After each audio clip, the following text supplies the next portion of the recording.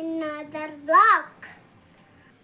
So guys, আমার birthday আগে চলে গিয়েছে। আমার বাবা মা আমার জন্য গিফট এনেছে। আজকে আমি আমি তোমাকে শেয়ার করব। চলো ওটিগুলো দেখা যাক। এটা আমাকে দিয়েছে আমার আপু আর ভাইয়া, জানি আমি স্কুলে পড়ে যাই। আমার আব্বু এই পুতুলটা কুয়েত থেকে পাঠিয়েছে আমার জন্য। সবচেয়ে বড় গিফটটা দেখতে চাও?